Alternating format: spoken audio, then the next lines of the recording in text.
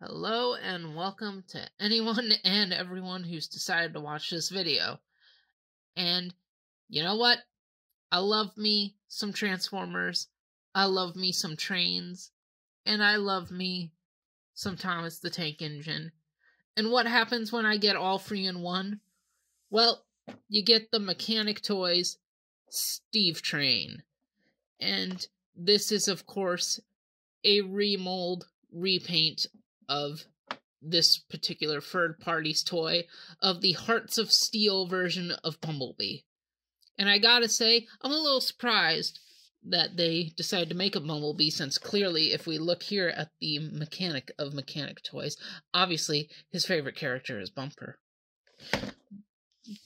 But still, I do love me some Transformers Hearts of Steel. I'm really glad this toy of it got made, even if it had to be by a third party.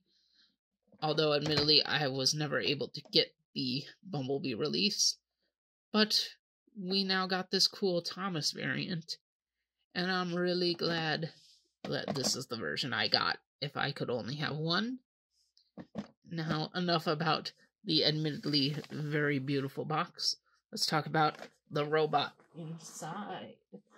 And here he is, looking all nice in his reds and blues, and very Trax-like, if you ask me, when it comes to Transformers. Especially in this head, this brand new head made for this version of the mold. I really appreciate the new sculpt, the third head sculpt for this mold, because they have done both a Bumblebee and a Cliffjumper. Now we got Steve here. And again, this is the most Traxy thing here, with the red face and the white helmet. And that silver dish is looking very empty without an Autobot symbol, but it's an unlicensed toy. So, of course, there could be no symbol. I'm amazed they got away with putting the face pieces on here without Mattel getting all uppity. And for weapons, he has a pickaxe, which this is reused from the Cliffjumper version of the mold, because the original Bumblebee had a hammer. It would have been cool if they had gone original again for good old Stevie Wonder here, but oh well. Well, hey, it's fine. It's fine. You can have Minecraft Steve doing all his pickaxing, so I guess it's right that they gave him his pickaxe. And we can see the legs here made by the running board of the locomotive. I love the lanterns on the side and the feet being made out of a plow. It's very, very nice. Or I guess I should say the cowcatcher. Sure. I love the wheels here with the axle rods. It's riding up him. That's pretty good. Some nice silver paint there for the belly and the V on his belt. He's got these little things on his sides. He's got these molded gear-like things in his arms. Very, very beautiful bot. Very striking.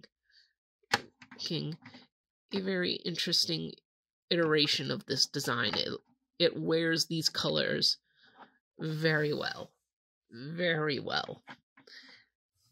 And for size comparison, here he is with a normal deluxe. He's a tad bit bigger than one.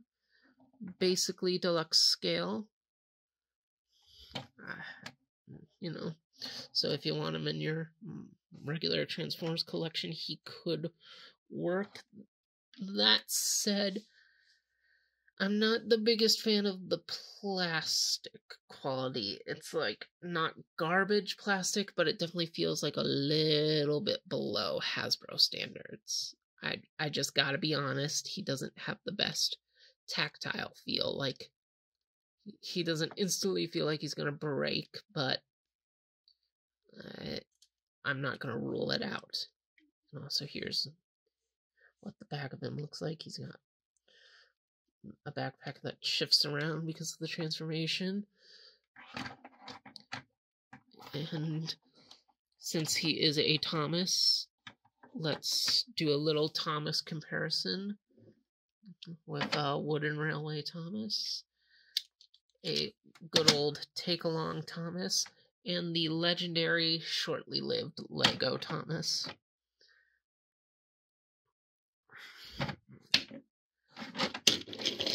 And yeah, pretty good. You can see the resemblance pretty well. I think that's about all we gotta say about the robot mode. I do like it. It is a nice novelty of the two brands come together. I think I'd be more impressed by the robot mode with the Bumblebee version, just because it'd be like, whoa, it's the thing from the comic I like, but in toy form. But I do appreciate the Tomification of this robot boy. Now, we gotta see what Steve-O here looks like in his vehicular form. Alright, we got Hey Steve here in his vehicle form. And right off the bat, there's something I gotta say about this. He is a small, roundish tank engine with an 040 wheel arrangement and cylinders for his coupling rods. Is this really Thomas, or just a blue version of Percy? With pigtails? Well, clearly it has to be Thomas, because it's cool, and Percy was never cool. But even still, I do think this was a great design for turning Bumblebee into a train back in the old comic, and I really like the Thomasification it's got going on here. It works really well. It feels like more than just a joke figure. And, you know, it's better than all the third-party Astro trains that are called Thomas. And yes, he is supposed to have his smoke box tab into the running board here, but I've never been able to get it to fully do so, and I don't want to force it in, because I'm worried it could break. So I just leave it like this. And it could roll a bit better. It has extremely thin wheels, like a real train.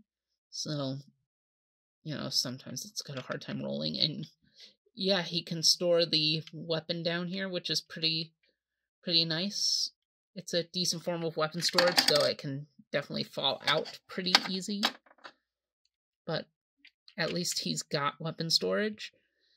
And one more thing they did with him is they gave him a nice set of track to lay on, or I should say a decent set of track. And sometimes it's a little hard to get him perfectly aligned on it. We'll ignore the weapon falling out, because being a Transformer kind of shifts around where his wheels are. And, you know, he can lay there. There's a little curve on the back if you want some action going onto it. And this track is all in separate pieces, like the rails and the sleepers. I'm gonna take it off here. And as you can see, it's been stressing the clips on these rails, sadly, for taking it apart for storage, which is a little upsetting. But hey, you don't have to use that track. You could put him on some other train track systems that Thomas has been known for, like the Wooden Railway track, your old die-cast track,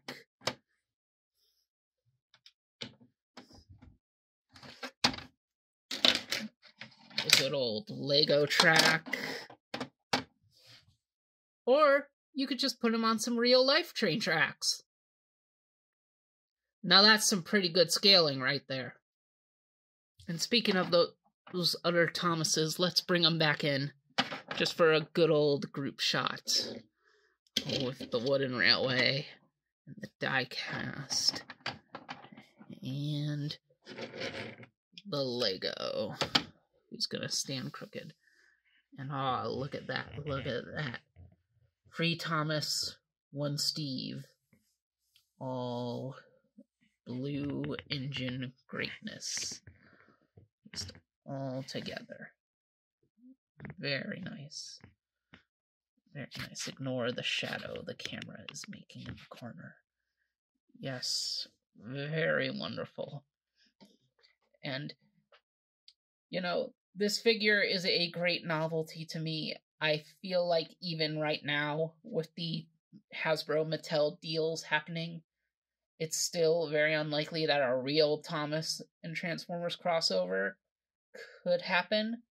But I'm glad that Third Party gave me this collaboration between my favorite franchise ever and the first franchise I ever cared about. And I really like it, although I do feel it's very flawed. But maybe this is something you should want if you've got a thing for Thomas and you just want a Thomas oddity, if you want an oddity for your Transformers, or if you love Transformers Hearts of Steel and this is your first time finding out about this toy. I think it's a very worthy piece to pick up. And I think I've rambled on enough about this, so thank you all for watching, and see you guys around.